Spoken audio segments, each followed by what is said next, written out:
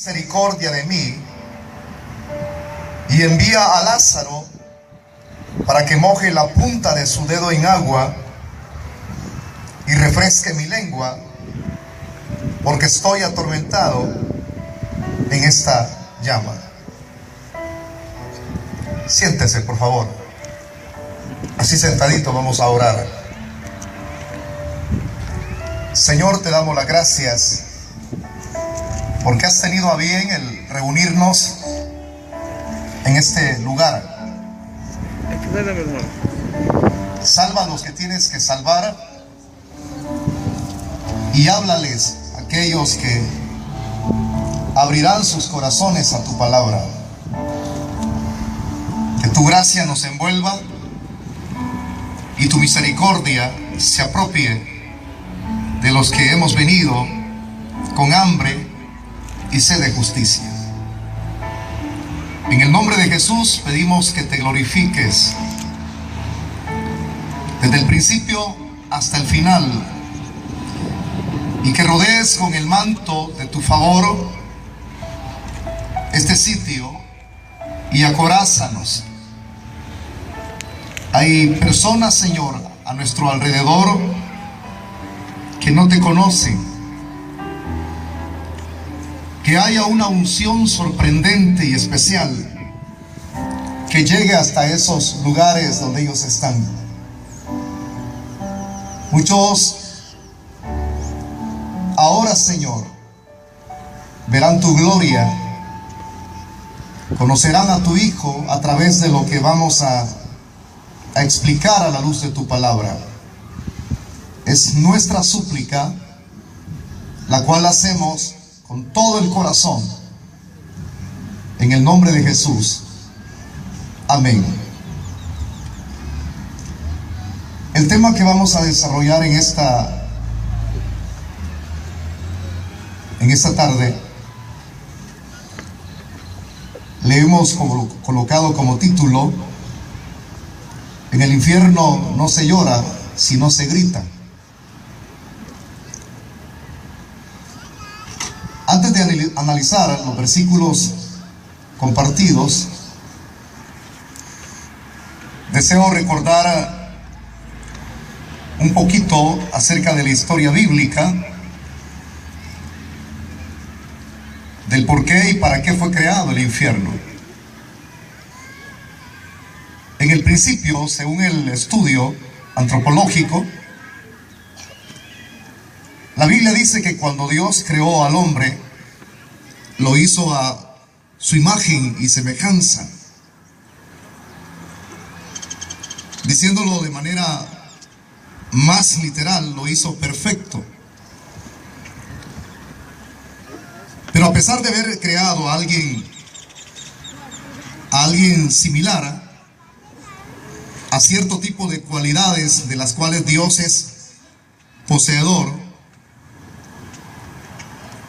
a pesar de eso, Dios le coloca cierto tipo de reglamentos, o como querramos decirlo, o ley o reglamento, al hombre que Él colocaría en el huerto del Edén. Un lugar cubierto de vegetación, en donde todo también era perfecto, hasta los mismos animales. Alguien diría las siguientes expresiones: pero ¿por qué Dios le daría ley o colocaría cierto tipo de aspectos los cuales el hombre tiene que guardar si está en un estado de perfección? Porque Dios sabía que el hombre caería en desobediencia en el futuro. Y para que éste,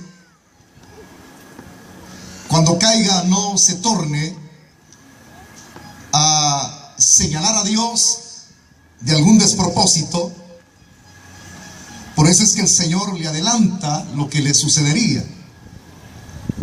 Y la ley que el Señor le coloca allí, le dice: de todo árbol que hay allí en el huerto del Edén, en el paraíso, puedes comer.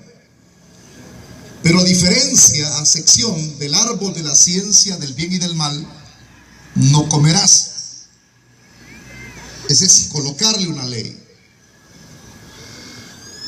Y el hombre le escucha, pero viene, si él no la guardara, lo que Dios le está mencionando, si él habría de actuar de manera desobediente ante lo que Dios le expresa, entonces viene Dios y le da a conocer las consecuencias de lo que habría de suceder si él habría de transgredir esa ley que él está colocando en el huerto del Edén. Él podía probar de todos los árboles, de los frutos de todos los árboles, pero de ese árbol no. El día en el cual él coma, Dios le dice, entonces si lo haces, de cierto morirás. Y esa expresión es muy clave para poder entender la exposición de esta tarde. Esa expresión de cierto morirás, lo que da a entender o reflejar es tres tipos de muerte. Una es la muerte espiritual, muerte física y muerte de ser lanzado al infierno. Hasta este momento allí no se había expresado la palabra en el hebreo infierno, porque todo era perfecto. Ahí no habría que colocar las palabras en el hebreo Hades ni Seol, porque no cabía, todo era perfecto. Pero cuando él le expresa o le dice a Adán, de cierto morirás, es cuando el hombre, en lugar de actuar de manera obediente, actúa en desobediencia. En ese procedimiento de desobediencia hacia lo que Dios le había expresado, le había dicho, hay varios factores que añadir, y no es que yo lo vaya a pasar por alto, pero todos conocemos la historia. Entró Satanás, tomó el cuerpo de una serpiente, y fue así como él tentó a la mujer, y ésta comió del fruto del cual Dios había prohibido, y posteriormente ella le dio de comer a su marido. Y allí fue donde ellos transgredieron la ley de Dios. Teológicamente algunos dicen erraron al blanco, pero la palabra literal, lo que hay de entender es pecaron. En ese mismo instante, ellos mueren espiritualmente, y posteriormente habrían de morir de manera física, porque a eso se agregaría la maldición que viene como consecuencia del pecado. Y por eso es que en Génesis aparecen frases como estas: del polvo fuiste creado y al polvo volverás. Pero esa expresión no cabía al principio, cuando todo era perfecto, cuando ellos estaban en el periodo de la inocencia. Eso sobrevino posteriormente al pecado que ellos cometieron. Como lo otro que la misma Biblia expresa en Génesis, que a consecuencia de su pecado la tierra fue maldita. Los animales cambiaron de proceder, de conducta, hasta en la misma dieta alimenticia. Después de ser animales creados para ser herbívoros, ahora habrían de convertirse en carnívoros a consecuencia del pecado. No solamente los animales, sino que la misma tierra, de manera literal, sin interpretar, la tierra la cual pisamos nosotros fue maldita. Y se lo dijo: cuando trabajes la tierra, cuando la labres, esta te producirá cardos y espinos. En lugar de recibir el fruto directo, ahora habría de producir cardos y espinos. Es decir, algo que no sirve para la dieta alimenticia del ser humano. Todo fue maldito a consecuencia del pecado. Pero lo que quiero señalar es, más que la muerte espiritual, más que la muerte física, lo trascendente sería de esto, del efecto del pecado, es que ellos habrían de morir la muerte tercera, que se le llama ir al infierno. Pues como hay un plan de Dios, y Dios así lo diseñó para Adán, al principio él conocía que Dios es amor, porque él tenía amor. Al principio él conocía que Dios es perfecto, porque él era perfecto. Él conocía que Dios es eterno, porque él fue creado para ser eterno. Pero lo que no conocía Adán en esa etapa de perfección en su vida, él no conocía la misericordia. Habría de conocerla de manera, hermano, ¿qué le digo?, evidente en su vida cuando él pecó. Porque dice la Biblia que él se escondía entre los árboles del huerto y Dios lo buscaba. El por qué lo buscaba, él decía, ¿dónde estás tú? Porque en ese momento Adán habría de conocer quién es Dios, aparte de lo que él ya conocía. Él nunca conoció misericordia, pero ahora en el pecado conocería misericordia. Y la palabra misericordia lo que significa es compasión divina.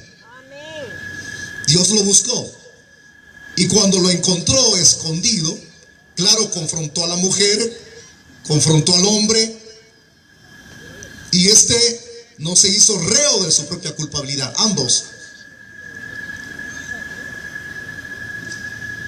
El hombre culpó a Dios, la mujer que tú me diste. Y así sucesivamente usted puede conocer la historia bíblica, que no se hicieron reos de su propia culpabilidad. Dios lo busca. Allí en el huerto del Edén se ve algo que posteriormente, con miles de años adelante, se vería la misma acción. Si Dios no hubiese buscado a Adán en el huerto del Edén, ellos hubiesen ido a parar al infierno, que significa lugar de castigo. Pero ahí Dios hace una acción que tiene trascendencia. Lo busca y lo restaura. Ahí se efectúa en el huerto del Edén el primer sacrificio. Dios mismo, al ver a Adán, al encontrarlo, él estaba avergonzado, él y su mujer, porque estaban cubiertos en sus partes íntimas con hojas de higuera. Dios quita las hojas de higuera y los cubre con pieles. ¿De dónde sustrajo Dios las pieles de esos animalitos, con las cuales cubrió el cuerpo de Adán y el cuerpo de su mujer? Es porque hubo un sacrificio. Y eso implica que si Dios cubrió su desnudez y lo que se efectuó como sacrificio, eso habría de señalar en el futuro el sacrificio perfecto, que no solamente cubriría, hermano, la desnudez de aquellos que habríamos de ser descendientes de Abraham, y que también habríamos de nacer contaminados por ese pecado que no nos permite ser perfectos, no nos permite tener una relación espiritual con Dios, porque el pecado hace que el hombre muera espiritualmente y no le permite tener ninguna esperanza, sino que es proclive a ir al infierno por ese mismo pecado. Entonces, lo que se efectúa ahí es lo que se daría con muchos años, miles de años posteriormente, Ya no sería en el huerto del Edén. Ahora, el lugar de trabajo, el lugar en donde Dios habría de desenvolverse, sería la tierra. Siempre el sitio, ¿verdad?, en donde quedaba el huerto del Edén. Según los datos arqueológicos que tengo, el huerto del Edén se encontraba en Irat, es decir, el paraíso. Según los ríos que identifica Génesis, son parte de algunos ríos que están en Irat. Pero el hecho es que no tiene tanta trascendencia el enfrascarse en la arqueología como en la geografía, sino lo que se dio en el huerto del Edén. La acción misericordiosa de Dios los cubre con pieles. Y ese sacrificio señalaba el sacrificio de su hijo posteriormente. Si Dios no hubiese intervenido ahí, repito la frase que dije hace unos segundos, Adán hubiese conocido el infierno. Entonces, dentro del objetivo de Dios, a todos aquellos que descendemos de Adán, venimos de la raíz de Adán, no podemos negarlo, no podemos esquivarlo, porque ellos fueron nuestros dos primeros padres. Por eso es que hay expresiones en la Biblia que aparecen escritas por David cuando él dice: en pecado me concibió mi madre. Todos nacemos afectados por ese pecado. Si alguien me preguntara, entonces Adán está en el Hades, Adán estará en el infierno, yo le respondería, según lo que le explico, no. Y su mujer, no. Porque Dios mismo hizo lo que tenía que hacer en el huerto del Edén, efectuando ese sacrificio, cubriendo con pieles el cuerpo de ellos. Entonces diría, no están en el Hades, ni mucho menos estarán en el infierno. Ellos fueron restaurados. Dios restauró sus vidas. Pero esto no quita que la raza humana no venga afectada por el pecado. Por eso es que Dios mismo diseñó un plan. Y dentro de ese plan estaba estipulado que para poder restaurar la vida de los descendientes de Adán, que somos nosotros, Dios ahora tendría que hacer la misma acción. Ahora, ya no actuar de manera como lo hizo, porque Dios, según el Antiguo Testamento, Dios es espíritu. Pero ahora lo haría diferente, porque para poder redimir y restaurar a la raza humana de manera total y completa, así lo digo la expresión generalizada, ahora Dios tenía que efectuar el mismo sacrificio que efectuó en el huerto del Edén. Pero ahora ya no sería un animalito el que pagara el precio. Ahora sería su hijo. Dios es uno, pero es una pluralidad de personas: el Padre, el Hijo y el Espíritu Santo. El Padre es el que derrama la misericordia, el Hijo es el que redime, el Espíritu Santo es el que santifica, nos enseña toda verdad. Para eso fue enviado. Entonces, en el plan de Dios sería sencillo de entenderlo. A eso se le llama evangelio, buenas noticias de salvación. Si Dios no interviene en la historia de la humanidad, nadie tendría esperanza. Todos estaríamos proclives de ir a un lugar de castigo eterno, donde nadie sale ni con rezos ni con misas, porque esa es la paga o la retribución por su pecado. Por eso la Biblia dice: alma que pecare, esta morirá. Pero dentro del plan de Dios está así escrito, en este libro maravilloso. Dice Juan 3:16, porque de tal manera amó Dios al mundo, que envió a su único Hijo unigénito, único en su raza, único en su estirpe, porque nadie ofreciendo su cuerpo, es decir, un ser humano común y corriente, ofreciendo su cuerpo en sacrificio, puede librar a la raza humana de ir al infierno. Tiene que ser un cordero escogido por Dios.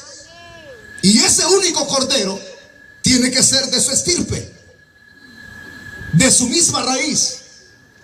Por eso Él envió a su Hijo, porque amó al mundo. Y cuando Cristo vino, según la Biblia, lo que Juan relata en los evangelios, dice, y el verbo se hizo carne. Es decir, la palabra, el logos, se personificó. Dios, que es espíritu y es verdad, se personifica.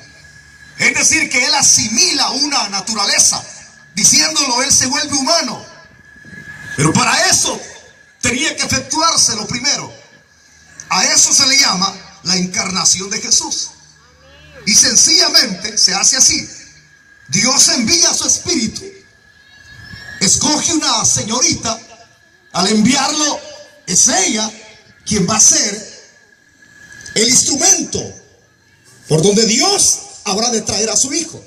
El Espíritu Santo hace sombra en el vientre de María y ésta queda encinta. No queda encinta por haber tenido una relación sexual con José. Al contrario, ella estaba desposada. Legalmente estaban comprometidos. Los padres de ella habían firmado un papel. Los padres de José habían firmado un papel de compromiso. No habrás de ligarte a nadie hasta que llegue el momento. Eso tenía que respetarse. Así estaba ese vínculo de promesa. Tú eres mía, yo soy tuyo. Cuando el ángel Gabriel desciende y comienza a darle la noticia de que ella ha sido escogida y que en su vientre allí estará el Hijo de Dios, ella se siente bien alegre. Pero también hay cierto tipo de preocupación que entra, porque eso implicaba que con quien ella estaba comprometida, si no la delataba, entonces ella podía terminar su embarazo. Pero si él la delataba ante las autoridades por ese papel el cual habían firmado, a ella podían sacarla fuera de la ciudad y apedrearla, porque había quebrantado su pacto legal. Ahora ve usted lo que ella enfrentó, el riesgo. Dios tuvo que hablarle a José que no la abandonara, porque lo que había en el vientre de María no era alguien común, no era un niño común y corriente, sino el mismísimo Hijo de Dios. El que estaba en el vientre era lo que Dios escogió. Y así fue como Cristo vino a este mundo, el Dios hecho carne. Y cuando Él vino con esa misión para poder buscar y salvar lo que se había perdido, restaurar a la raza humana a una condición diferente. Porque la palabra restauración lo que significa es volver a colocar o hacer las cosas como estaban antes. De forma natural. Dios no pone parches, Dios no pone remiendos, Dios hace todas las cosas nuevas. Por eso es que cuando Pablo escribe a los Corintios, en su tesis, él explica y dice que por uno vino la muerte a todos. Y allá en los Corintios se refiere a Adán. Por uno vino el pecado y luego la muerte a todos. Pero explica lo que el Padre hizo a favor de la raza humana, enviando a su Hijo. Dice que por otro vino la vida. Y ese otro es Cristo, el Hijo de Dios. Por eso es que Él podía señalarse hace 2000 años ahí por las tierras de Palestina y decir: yo soy el camino, la verdad y la vida. Y nadie viene al Padre si no es por mí. Él podía decir con toda propiedad, con toda garantía: yo soy la puerta, y el que por mí entrare será salvo. Él podía decir: yo soy la luz, y el que me sigue no andará en tinieblas. Él podía decir: no he venido a los que están sanos, porque los que están sanos no necesitan de médico. Él venía a lo putrefacto. Él venía a lo que estaba corrompido. Él venía a los que estábamos desnudos. Él venía a los que estábamos ciegos. Él venía a los que estábamos destituidos. Por eso es que Pablo, cuando escribe a los romanos, escribe estas expresiones. Dice Pablo: por traer una herencia corrompida, que es el pecado, y descender de Adán, dice Pablo, que nosotros estábamos destituidos de la gloria de Dios. Es decir, de las despensas, de los favores. No merecíamos nada, sino una patada en el trasero al infierno. Por nuestros pecados, por cargar en nosotros el pecado que nos corrompe y nos arruina y no nos permite ni tener comunión con Dios. Pero para eso apareció Cristo. Dice la Biblia que apareció para deshacer las obras del diablo, y apareció para juzgar al mismo Satanás y a sus demonios, para liberar a los presos que estaban en las cárceles, para dar vista a los ciegos, para anunciar las buenas nuevas del reino. Para eso apareció el Hijo. Y cuando aparece en escena, más que decir lo que estoy explicando, Él hizo lo que Dios Padre hizo en el huerto del Edén. Buscó al hombre. ¿Por qué? Si usted repite esa acción dentro de la misma antropología, se repite una y otra vez. ¿Por qué? Porque al hombre, en su estado en el cual él se encuentra, él no puede buscar de Dios. El hombre está inepto, el hombre es ciego, es un paralítico, es un inepto. No puede buscar de Dios. ¿En qué condición quedan aquellos que dicen: tú tomas la decisión? ¿En qué condición quedan aquellos que dicen: hay un libre albedrío? Tú puedes escoger el mal como puedes escoger el bien. No, señores, bíblicamente, si usted se vuelve un estudioso de la Biblia, el hombre en su estado no puede escoger lo bueno. Gloria a Dios. Según el libro de los Salmos, dice: no hay quien busque a Dios. Amén. Todos se corrompieron. Entonces tiene que ser Dios quien lo busque. Si Dios no busca al hombre, el hombre no puede ser restaurado. Y lo hizo como diciendo: ¿dónde estás tú, Adán? Ya no lo diría así, ahora diría: ¿dónde están los descendientes de Adán? Y Él los buscó. Él los buscó. Él los buscó.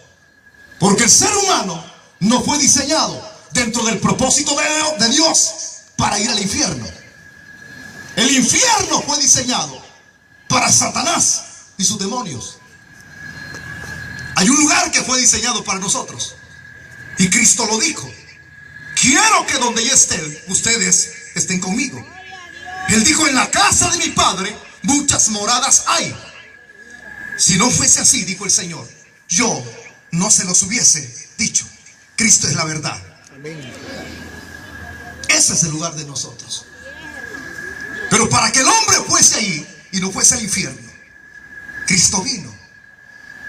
Estábamos desnudos, que es señal, es signo de pecado, signo de vergüenza.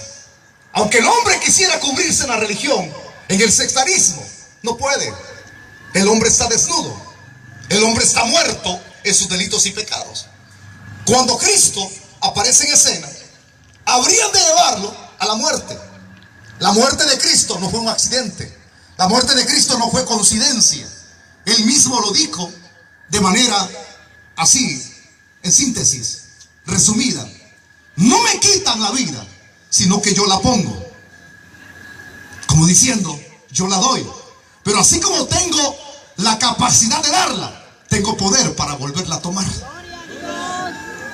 Y solo Dios puede hacer eso. Entonces cuando lo llevan a la cruz, a él le quitan el vestuario.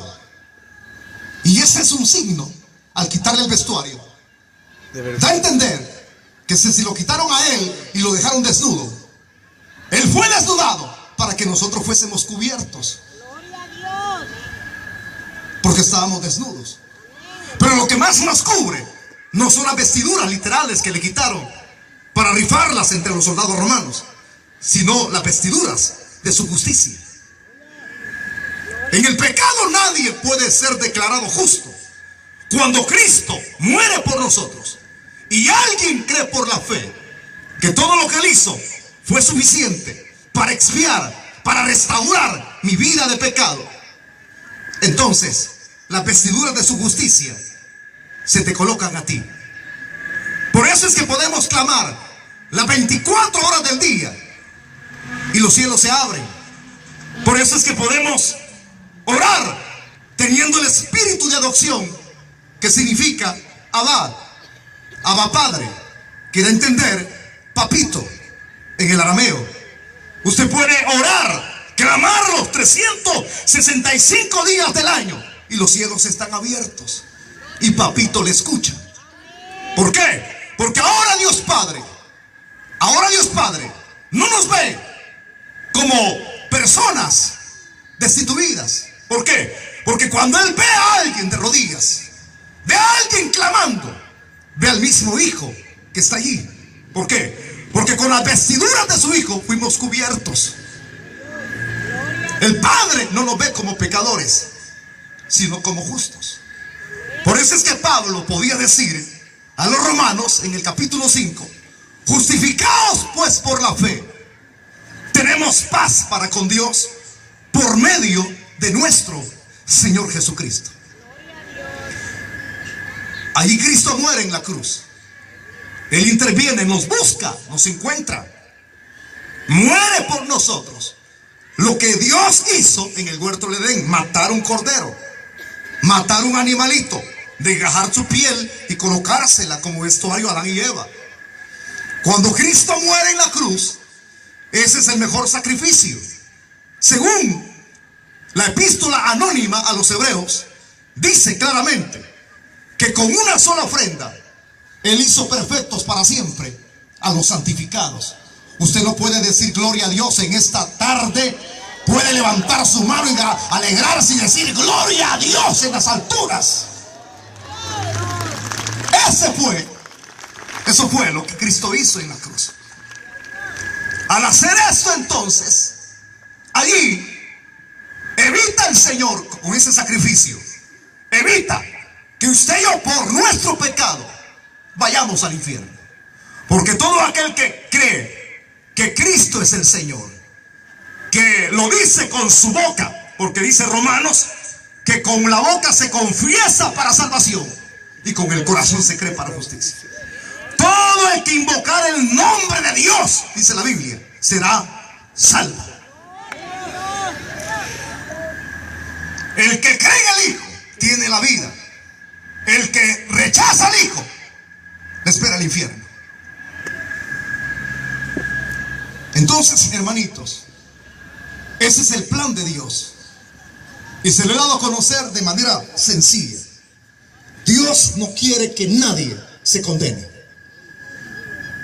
Si el hombre se condena y sigue los mismos pasos en donde Satanás y sus demonios van a estar, que es el infierno, Dios no tiene la culpa. Porque la invitación a ser restaurados y a ser salvos es para todos, sin hacer acepción de personas. Cristo mismo dijo: venid a mí los que estéis trabajados y cargados, que yo los haré descansar. Él mismo dijo: el que a mí viene, yo no le echo fuera. Cuando él vino hace 2000 años, habló del infierno. Habló más del infierno que lo que habló del reino. Y el reino es algo real.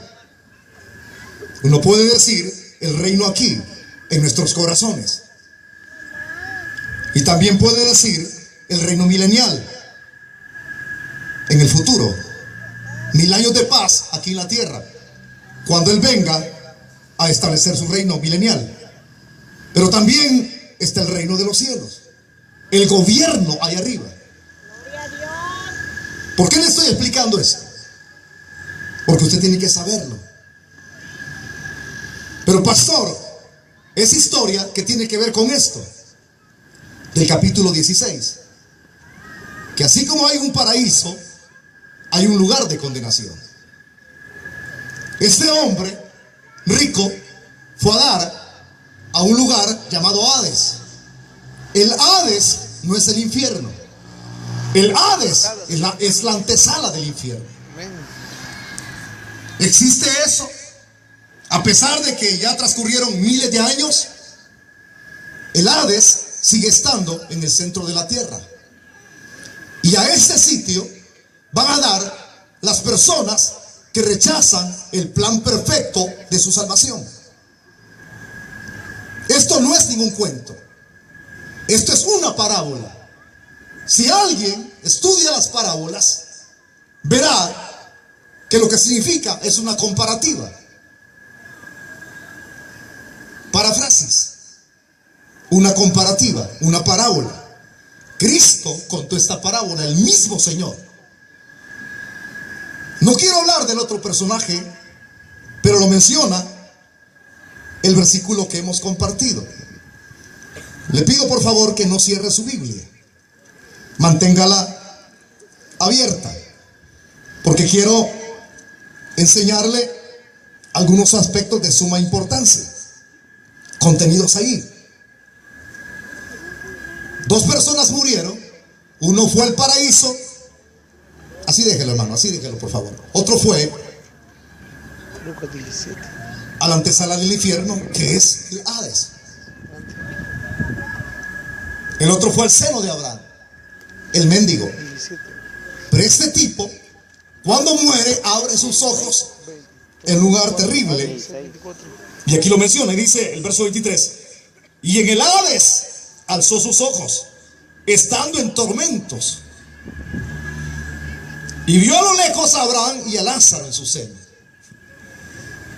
Cuando él abre sus ojos, estaba en tormento. Repita la frase conmigo fuerte: tormento. El tormento, ¿qué es lo que puede ocasionar a la vida de una persona? Dolor y angustia. A este personaje se le había hablado de Dios, pero él no vivió para Dios. Él vivió para el momento. No preparó su alma, rechazó a Dios. Era rico. Aquí se puede tener todo, pero en la antesala del infierno no se tiene nada. Aquí se pueden tener halagos y encomios y aplausos, placeres, vicios, uno tras otro, pero en el infierno no hay nada de eso. Dice que abre sus ojos y estaba atormentado. A lo lejos divisó a Abraham y a Lázaro. Pero ahí no termina esta historia, sino que dice el verso 24 que ese mismo tormento, vea lo que la ocasionaba, y por eso es que él comenzó a alzar su voz. Entonces él dando voces, la palabra él dando voces es gritar.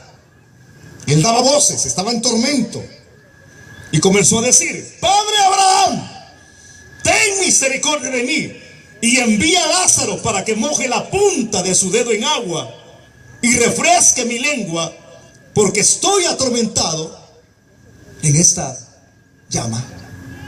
Gloria a Dios. Si alguien tiene un celular inteligente, quiero que busque en su celular inteligente los gritos del infierno y se lo pase el hermano de la consola, porque quiero que usted los escuche. Me quedan 10 minutos para terminar la exposición. Ya lo oí.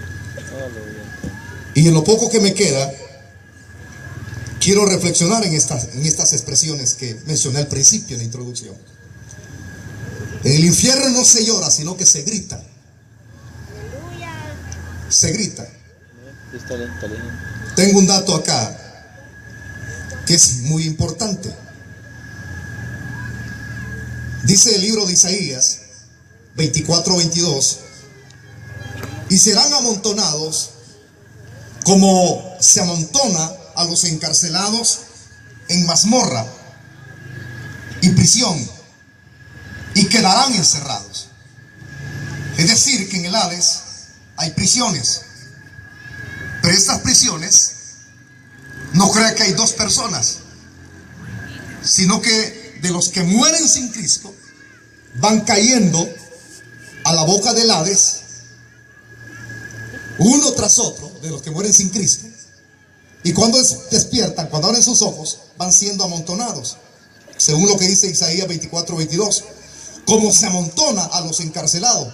Es decir, cuando hay un exceso, hay cárceles que han sido diseñadas para 1500 personas, pero por la mucha situación de delincuencia, entonces se da el grande problema que como no hay dinero y no crean más cárceles, entonces introducen el quíntuple de lo que podrían caber las personas en esa cárcel. Yo he tenido ministerio en las cárceles y uno sale llorando, sale llorando cuando uno sale de las cárceles, sale derramando lágrimas, porque yo he visto con mis ojos jóvenes durmiendo uno tras otro, jóvenes durmiendo a la par de la fosa séptica del servicio, solo un plástico, algunos no lo tienen, a puro lomo en el suelo, les afecta con una buena enfermedad en los pulmones. Uno sale llorando y uno llora con ellos, y ellos lloran diciendo: quisiera que el tiempo retrocediera para enmendar mis errores y no estar en este sitio. Y es donde uno aprovecha y les digo: esto no es nada comparado al futuro.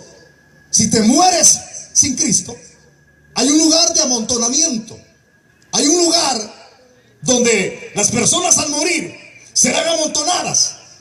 Apunte lo que le acabo de mencionar, Isaías 24:22, cómo se amontona a los encarcelados en una mazmorra, en algo húmedo, en prisión, y allí quedarán encerrados. Su alma ahí estará sin esperanza, porque rechazaron el plan perfecto de Dios para no ir a parar ese lugar. Este lugar existe. La Biblia lo menciona una y otra vez. Estuve orando al Señor y le dije: Señor, prepara los corazones. Tú me regalaste este mensaje. Yo no puedo convencer a nadie con mis propias expresiones. Repito la Biblia. Y utilizando las herramientas que tengo, encontré un dato importante. Usted puede buscarlo en las redes sociales, en un cibercafé, como si tiene internet en su casa, entonces búsquelo hoy en la noche. Es un personaje llamado Bill Wizard. ¿Qué pasó con Bill Wizard? Eran las 3:23 de la madrugada, cuando de repente Bill Wizard deja su cama, deja a su esposa sola en la cama. Óigame bien lo que está caminando. Es con ustedes el mensaje. Siéntense, quizás no vuelvan a oírlo. Y se lo digo con toda autoridad. No jueguen con su alma. Siéntense. Deja la cama, no usted, sino este señor, Bill Wizard, y se va para la sala. Pero cuando se levanta de la cama, se levanta gritando y diciendo: ¡ay, ay! Cuando la esposa escuchó, él ya no estaba en la cama, sino que estaba en la sala de la casa. Cuando ella llegó a la sala, vio que Wisi se estaba sosteniendo la cabeza y estaba gritando y llorando. La esposa da ese testimonio a las 3:23. Se agarraba la cabeza. Lo encontró desplomado en el suelo, tirado en el piso, gritando y llorando, sosteniendo su cabeza. ¿Por qué este personaje estaba desplomado en el suelo y gritando? Si era una persona sana, conocedora de la palabra de Dios. Porque Bill tuvo una experiencia sobrenatural. Recibió la revelación del infierno. En cuerpo o en espíritu, él no lo sabe. Pero él estuvo en ese sitio. Y según lo que Isaías dice, amontonados como se amontonan a los presos en una cárcel, ahí él estaba, este personaje llamado Bill. Y cuando se encuentra en esta mazmorra, tuvo una experiencia terrible allí él en forma personal. Él cuenta que llegó a esa celda encerrado y de repente va viendo 4 criaturas enormes. Él abre sus ojos y temblando y gritando dice: ¿quiénes son? ¿Quiénes son? Y rápido le identifica y dice: son demonios. Y lo que él vio con sus ojos lo anda predicando en todo el mundo. Dice que cada demonio tenía de 12 a 13 pies de altos. Imagínense. Y su piel, dice Bill, su piel desde la coronilla de la cabeza hasta los pies era escamosa. Escamosa. Tenían mandíbulas gigantes. Sus ojos eran hundidos. Tenían aletas en su cuerpo. Y oí, dice Bill, que cuando abrían sus mandíbulas, maldecían el nombre de Cristo. Decían: maldito, maldito, maldito. Y él entendió que en este sitio maldicen a Jesús continuamente. Pero ahí no termina la revelación de Bill. Uno de estos demonios llegó a la celda y lo agarra y lo estrella contra la pared, su cuerpo. Y cuando lo estrella, otro demonio, ya viéndolo tirado en el piso, lo levanta y comienza a deliñarlo. ¿Ustedes saben qué es deliñar? ¿Ustedes saben qué es partir una gallina y sacarle la carne? Ahí bien saben, como son comilones, ¿verdad? De gallinas. Comenzaron a sacarle la piel a él, el otro demonio. Con un hacha que tenía en su mano comenzó a partirlo pedazos por pedazos. Y él gritaba porque su carne estaba rasgada. Se sentía a morir. Pero aparte de ello, dice que estaba todo despedazado su cuerpo. Y gritaba y sufría y lloraba. Tormento tras tormento, grito tras grito. Y de repente, en la poca fuerza que él tuvo, dice que sale de la cárcel y oyó unas voces de millones de personas que gritaban. Un ruido horrible que hacía como una catarata, como un coral, gritando.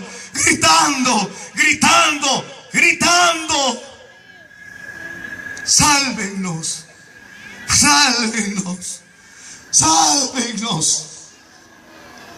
Por eso es que buscaba el texto apropiado del grito del que dio voces en el Hades, que fue el rico que murió sin Cristo.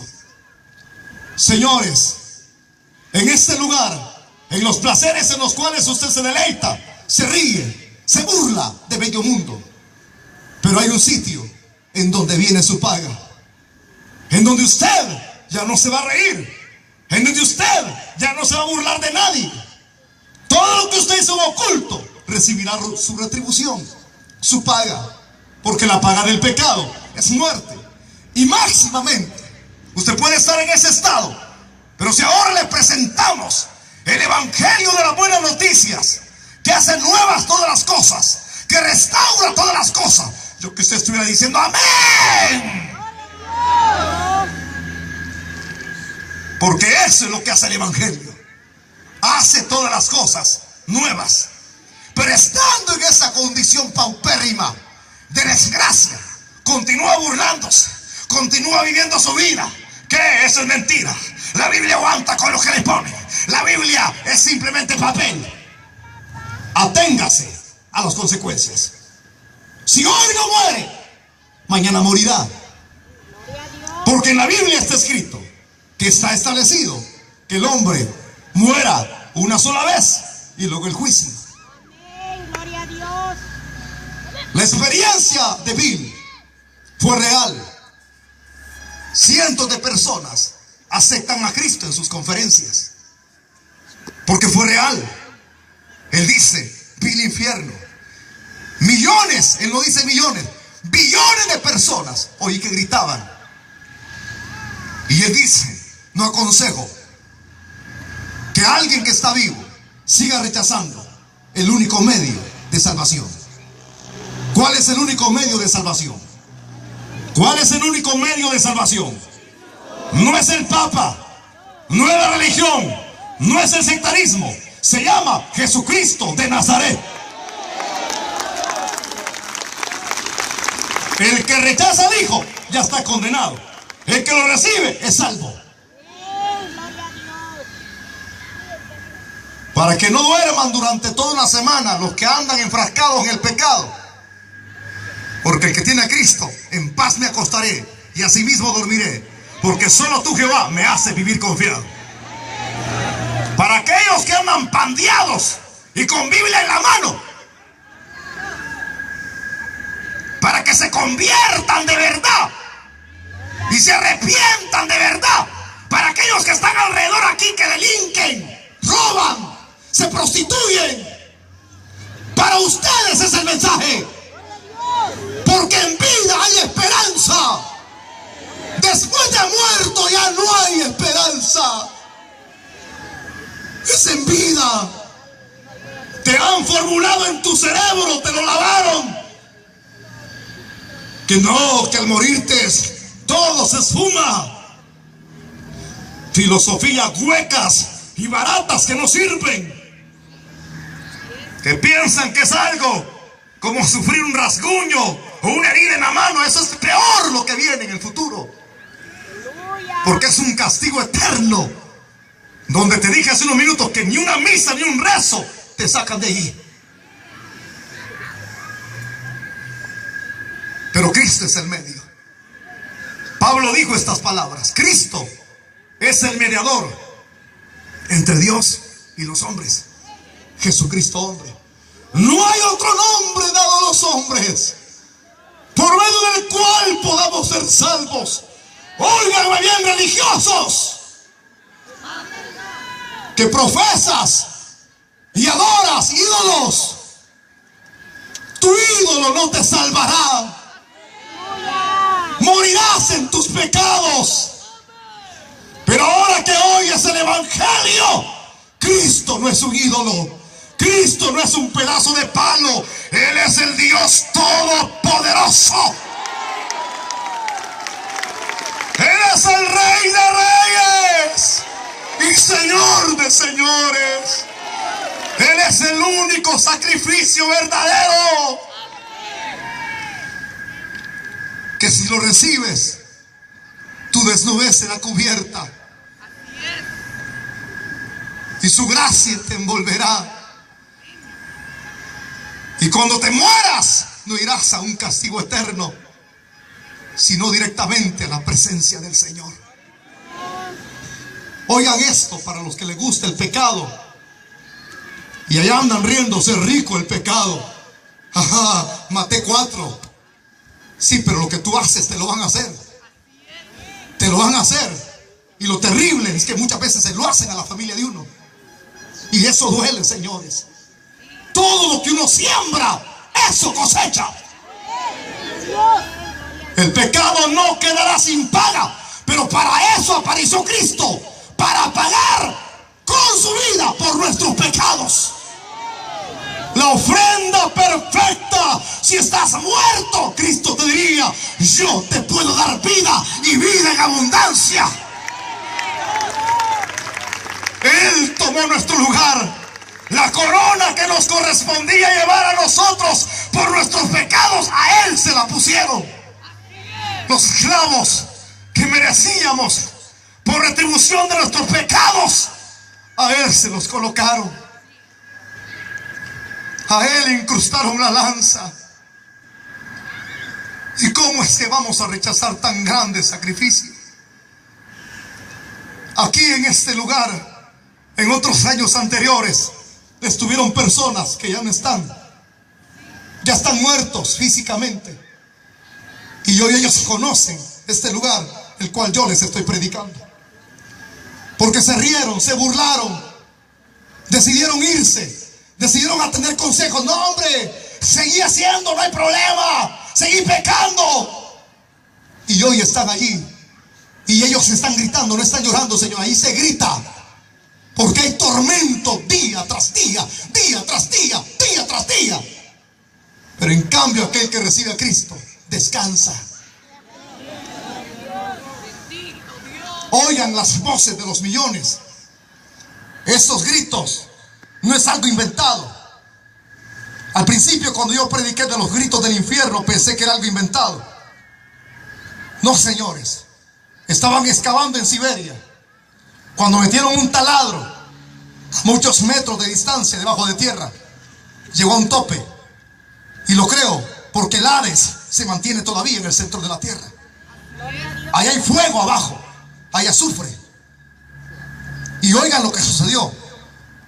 En la punta del taladro le colocaron un micrófono, mientras arriba tenían todo lo que abajo estaba sucediendo, escuchando.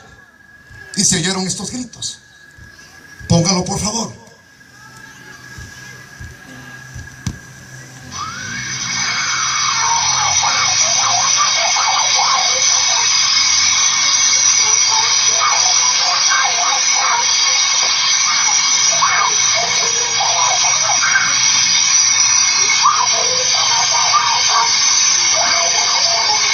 Dale más volumen.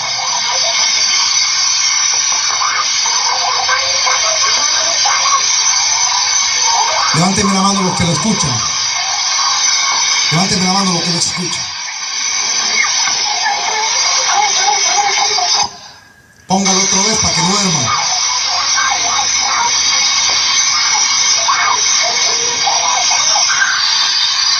Ya, suficiente.